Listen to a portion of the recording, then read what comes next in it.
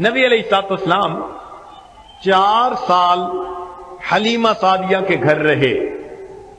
ان 4 سالوں میں ایک دو عجیب واقعات ہوئے۔ حلیمہ کی بیٹی تھی جس کا نام تھا شیمہ، جوان العمر تھی، وہ بکریوں کو لے جایا کرتی تھی چرانے کے لیے۔ ایک دن دیر ہو گئی اور وہ بکریوں کو لے کر نہیں گئی۔ حلیمہ نے کہا بیٹی آج تو بکریاں چرانے نہیں لے کر گئی۔ شیمہ نے کہا اماں بکریاں زیادہ ہیں، میں اکیلی ہوں، ان کے پیچھے بھاگ بھاگ کے میں تھک جاتی ہوں، میرے ساتھ کوئی اور بھی ہو تو میں تب جاؤں گی۔ اس نے کہا بیٹی میں بھی بوڑھی ہوں، تیرا باپ بھی بوڑھا ہے، تو ہی تو گھر میں جوان العمر ہے، یہ مشقت کا کام تو تم ہی کرو گی، ہم تو مدد نہیں کر سکتے۔ اس نے کہا اماں یہ جو میرا بھائی محمد ہے نا صلی اللہ علیہ وسلم، اس کو میرے ساتھ بھیج دیں۔ حلیمہ نے کہا کیا بات کر رہی ہو، تم بکریوں کے پیچھے بھاگو گی یا بھائی کو سنبھالو گی؟ اماں اگر بھائی کو بھیجیں گی تو میں بکریاں چرانے جاؤں گی، نہیں بھیجیں گی تو میں بکریاں چرانے نہیں جاتی، مجھ سے نہیں سنبھالی جاتی۔ تو بھائی کو لے کے جاؤ گی تو کیسے سنبھالو گی؟ اماں میں ایک دن اپنے بھائی کو ساتھ لے کر گئی تھی، میں نے 2-3 چیزیں عجیب دیکھی۔ ایک بات تو یہ کہ جتنی دیر میں باہر رہی بادل نے میرے اوپر سایہ کیے رہا، مجھے دھوپ نہیں اٹھانی پڑی اس دن، میرے سر پہ بادل رہا، مجھے اللہ نے سایہ دے دیا۔ اور دوسری چیز میں نے یہ نوٹ کی کہ 1-2 راہب وہ قریب سے گزر رہے تھے، انہوں نے اس بچے کو دیکھا، وہ آئے، انہوں نے بچے کو پیار کیا، کہنے لگے کہ اس کے چہرے پہ بڑا نور نظر آ رہا ہے، یہ بڑی ہستی بنے گا۔ مجھے یہ بات بھی بڑی اچھی لگی کہ لوگ میرے بھائی کی تعریفیں کر رہے تھے۔ اور اما تیسری بات تو یہ ہے کہ جب میں گئی تو میں بھائی کو گود میں لے کر بیٹھ گئی ایک جگہ پر، میری بکریاں خود بخود چرنے لگی، انہوں نے جلدی جلدی گھاس چر لیا، اور پھر جس جگہ میں بیٹھی تھی وہ ساری بکریاں وہیں آ کر بیٹھ گئیں۔ اماں میں بھی بھائی کا چہرہ دیکھتی رہی اور میری بکریاں بھی میرے بھائی کا چہرہ دیکھتی رہی۔ اللہ اکبر۔ اللہ رب العزت نے اپنے حبیب صلی اللہ علیہ وسلم کو کیا حسن و جمال عطا فرمایا۔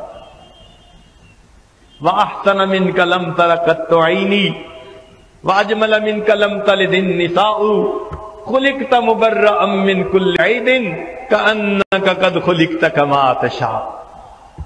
چنانچہ ایک دن پھر ایسا ہوا کہ فرشتے آئے اور انہوں نے نبی علیہ السلام کا سینہ انور کھولا اور اس کو دھویا۔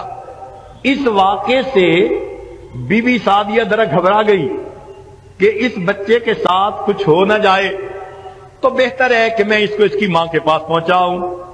چنانچہ 4 سال کی عمر میں حلیمہ سعدیہ نے نبی علیہ الصلوۃ والسلام کو ان کی والدہ کے پاس واپس پہنچا دیا۔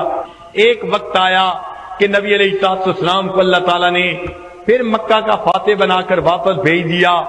پھر حنین کا میدان آیا، وہاں پر اللہ تعالیٰ نے اپنے حبیب صلی اللہ علیہ وسلم کو بہت زیادہ مال غنیمت عطا کیا۔ کئی ہزار، 40,000 بکریاں تھیں، 6,000 قیدی تھے۔ اللہ کی شان دیکھیے، ان قیدیوں میں نبی علیہ الصلوۃ والسلام کی بہن شیمہ بھی آئی۔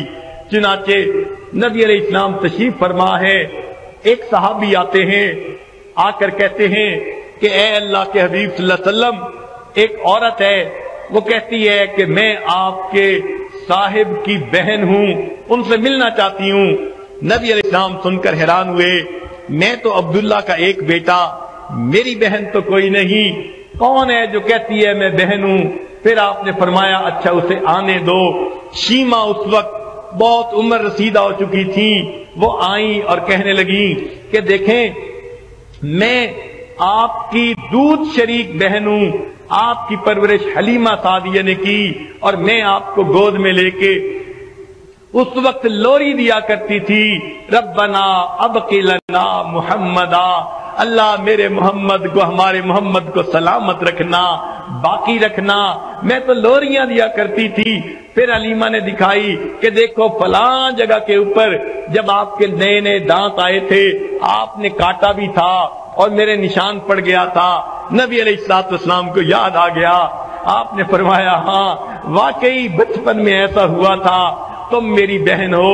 پھر نبی علیہ الصلوۃ والسلام نے اس کو چادر بچھا کر اوپر بٹھایا، پوچھا میرے پاس رہنا چاہتی ہو آپ کی کفالت میں کروں گا، جانا چاہتی ہو تو نان نفقہ دے کر بھیج دوں گا۔ پھر نبی علیہ السلام نے اسے بہت سارا نان نفقہ بھی دیا۔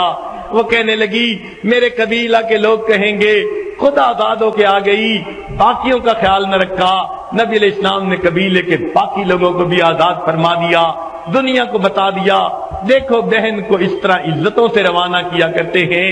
مگر شیما نے یہ بات کہی میرے بھائی میں جب گود میں لے کر بیٹھتی تھی کہا کرتی تھی ربنا ابق لنا محمدا، اللہ ہمارے محمد صلی اللہ علیہ وسلم کو باقی رکھنا۔ میں آپ کی عزتوں کی دعائیں مانگتی تھی مگر مجھے نہیں پتا تھا ایک وقت آئے گا اللہ آپ کو اتنی عزتیں دیں گے کہ میں بھی قیدی بن کر آپ کے ہاتھوں میں یہاں